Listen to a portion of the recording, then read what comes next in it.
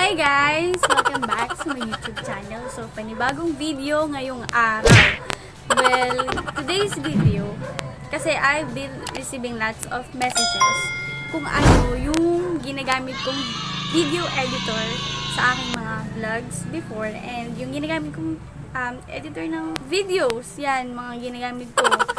Well, before we start, shoutout po pala kay Kuya Jeff from Dubai. Hello po, ingat po kayo dyan. Sabi niya sa previous vlog ko, dun sa may part ng pa-DIY cold kineme sa Kilikili. Shoutout sa Kilikili ng ang cute nila. Cute po talaga yung Kilikili ko. Natawa ko. And then, sa latest vlog ko din, updated siya. Thank you talaga Kuya Jeff. Shoutout din, Storm. Storm yung tawag niyan sa akin. Shoutout din sa mga kaibigan kong Nene. Anahin ko na si Kitty, hello Kitty Christine Zabala, si Harvey, ayan yung gwapo, namimiss ko na kayo. Si Joyce, si Toy, hello. Si Betty, malapit ka na magka-baby. Si Mary Joy, ayan. Si Kim, Noong, si Mikay, ayan, si Puwet, hello sa inyo, namimiss ko na kayo. Si Maylene, ayan, may pa-parlor na yan, yamanin na yung kaibigan ko. Si Ube, malapit na yung magkasasakyan. Si Yapi, yung mayaman na yan. Si Mamshi, hello po kay Dana. And yung iba pang hindi ko nabanggit na part of Naynings, ng NN Production. Nurse Edo, hello po, namimiss ka na po kayo. Hello po sa inyo. So, ayan. And, I'm using, Sugar Doll Lip Tint. Ayan. Itong lip tint na to, binili ko siya kay Kimberly Leis. Well, i-message na lang siya kung gusto nyo umorder. Napakamura and napakabait niya guys. Napakabait ng kaibigan ko na yan. And lahat ng questions sasagutin niya regarding sa mga lip tints niya. Alam ko meron pa tong iba't ibang klase ng lip tints. Kung gusto niyo guys, i-message na lang siya. And very affordable lahat guys. This is worth 69. Basta 60 plus lang siya. Dalawa yung binili ko. Ang shade niya is Berry Macaroon. So, balik po tayo kung ano yung ginagamit kong video editor sa aking mga vlogs. Well, kung bago ka pa lang, advisable for beginners is yung video app. Before kasi dun din ako nag-start and then masyado kasing basic yung laman ng video. Kayang-kaya nyo yun. And then kung gusto nyo mag-upgrade, kung gusto nyo kakaiba na or mas maraming nilalaman, Power Director, merong Power Director sa phone na app and meron din sa laptops or computers. Well, ang Power Director kasi, advisable ko siya kung gusto nyo talaga, maganda yung kinakalabasan, mag-edit kayo sa computer or laptops. Kasi doon, mas madali siyang i-edit. Unlike kasi sa phone, merong mga limitations kapag sa phone. Tapos, kung i-export mo pa, ang lakas makakain ng memory card or ng external or internal storage ng gadgets natin. May computer kasi ako dito sa bahay. So, yung Filmora, yun yung ginagamit ko talaga. And Power Director. Filmora, meron din siyang sa cellphone.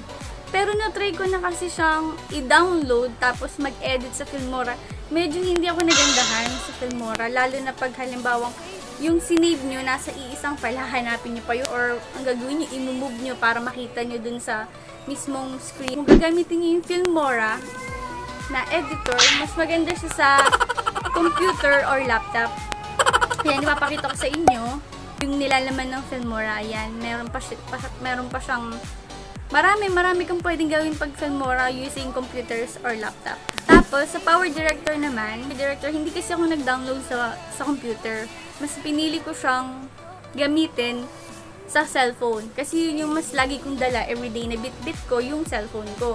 So, yung Power Director naman, maganda rin siya. Maganda rin siyang gamitin, yung Power Director. Yun nga lang, pinakaiwa niya sa Filmora, mas maraming nilalaman kasi yung Filmora. Yung Filmora kasi marami kang pwedeng gawin. Yun, marami kang pwedeng gawin sa Filmora na medyo hindi mo magagawa sa Power Director. Based lang to sa experience ko sa pag-editing and pag-export ng mga videos. Well, ang Power Director naman is ginagamit ko talaga. Minsan, dala-dala ko yan, yung phone ko, kaya nag-download ako ng app. Para makapag-download ka without watermark ng Power Director, all you have to do is to download the Power Director sa App Store na kahit anong may App Store ka. And yung pangalawa is Power Director Bundle. Kasi yung iba, maraming process kung paano matatanggal yung watermark sa exporting ng videos. Pero yan yung pinakamabilis. Pag na-download mo na yung dalawa, dito ka na mag-i-edit sa may Power Director bundle. Yung Power Director bundle, kahit mag-export ka or kahit anong i-produce niyong videos, walang lalabas na watermark. So, ayun. First is i-download nyo muna yung Power Director sa lahat ng App Store na pwede nyo i-download para mawala naman yung watermark ng pag-i-edit nyo. Kasi itong una, pag in-open nyo,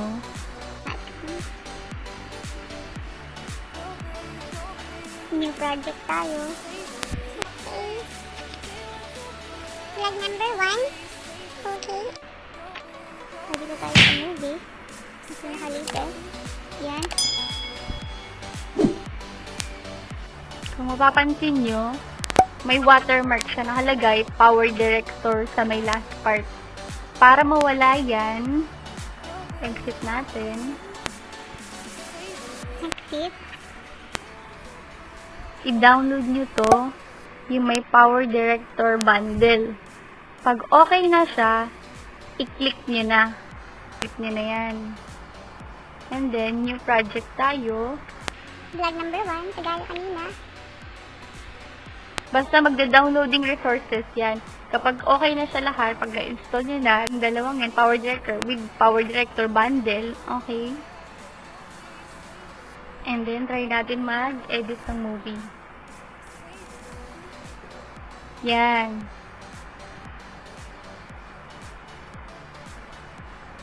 Kung mapapansin nyo guys, kanina may nakalagay na watermark dun sa una. Nakalagay is Power Director. Dito sa Power Director bundle, wala na siya. Yan. O, diba? Maayos na siya yung pag export ng movies. Without mas maganda tingnan. And then, isi-save nyo lang yung magagawa nyo.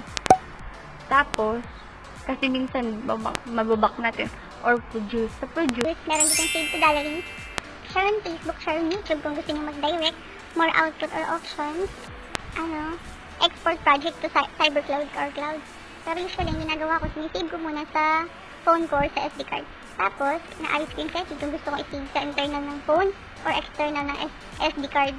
Ayan. Usually naman, parehas yung ginagamit ko. And then, frame rate is PFPS. Okay. And then, click nyo lang yung produce. Ito. Tapos, hahanapin nyo na yan sa file manager kung saan ma-save yung ginawa nyong project. So, ito naman. Yung montage na ginawa sa latest upload ko sa vlog ko. Ito. Ayan. Pwede kayong maglagay dyan ng wag movies kagaya na itong montage na to. Galing to dyan. Merong image kung gusto nyo mag-insert ng images. And music. Ayan sa mga music natin. Mga na-download akong pang background music. Ito naman, isang purpose na to kung may i-add kayo pang ibabaw or additional lang. Additional. For example, mag-add tayo ng text. Click lang natin. And then, lagay natin is Yan. For example, ito. Edit natin. Kung gusto natin ibahin ng font or ng style, andito lang din siya sa gilid. Like for example, ito. Usually yung ginagamit ko ganyan. Yung mababasa siya kahit maliwanag or madilim. And then yan. Enter natin. Yan. And then meron naman dito. stickers. Ayan, pwede kayong mag-input ng kahit ano. Kung gusto nyo happy, insert na ng happy. And then kayo na maglagay kung saan nyo gustong ipwesto.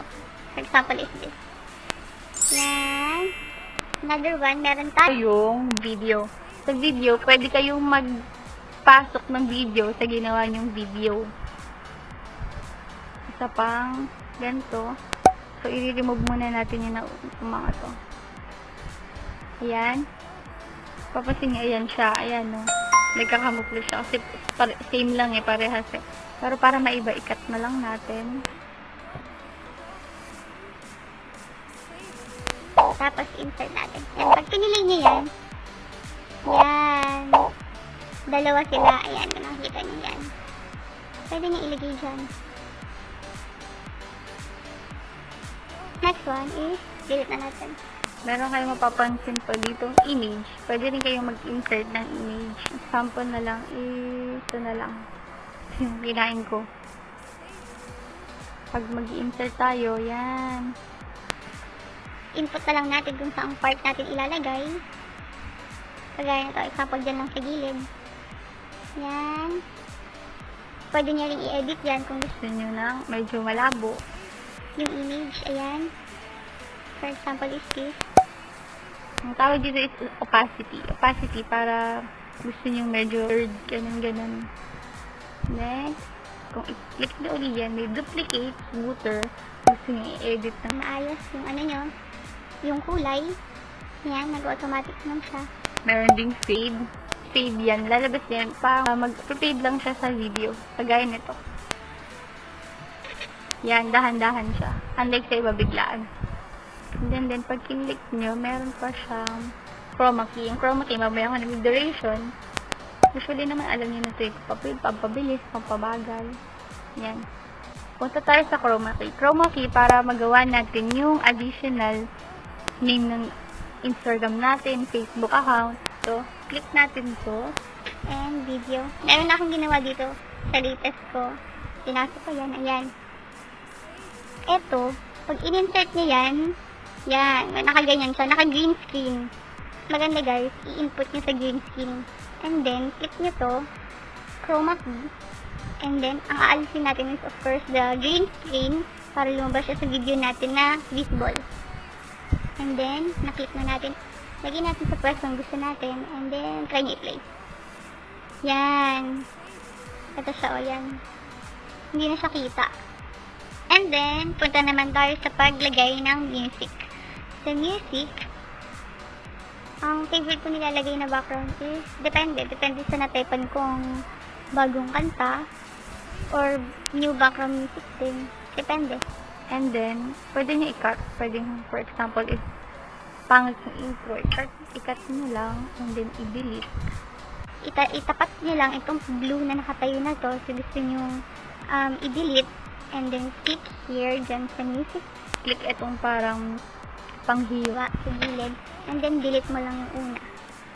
Then, yung natira, yung the rest is pasok nyo lang sa music.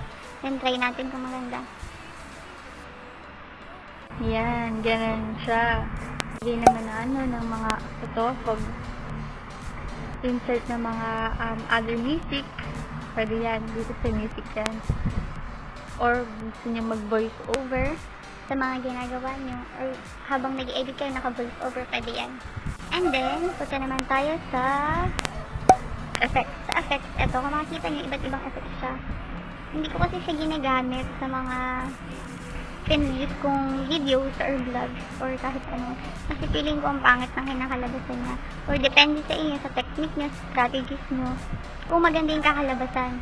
Pero for sure, ito, helpful to sa ibang mga gumagawa din ng videos, kagaya ko. Ang example na lang is, ito, gawin natin, insert tayo ng ganyan. Tapos, tingnan natin, watch lang natin kung anong kalalabasan ng movie na effect sa pinili natin.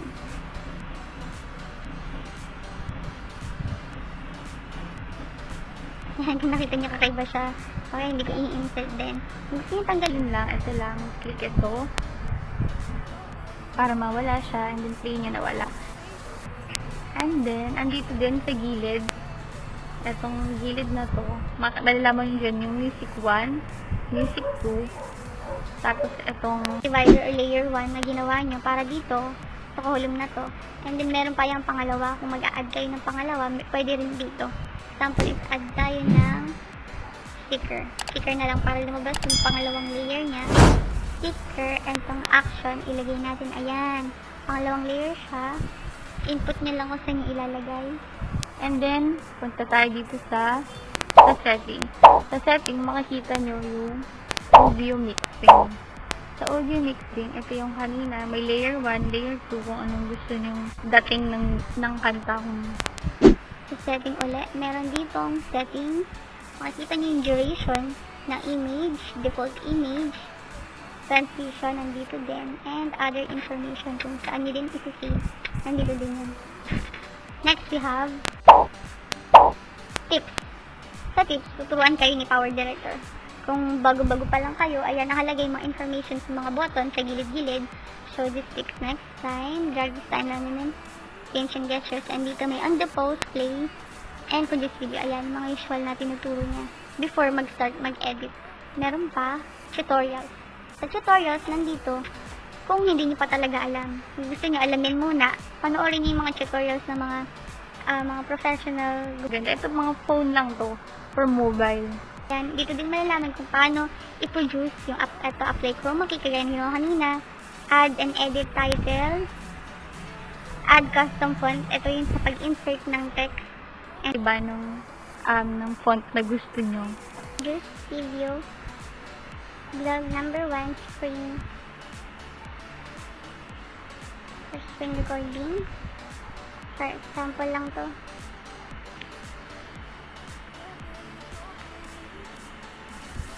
Ganyan. And then click produce.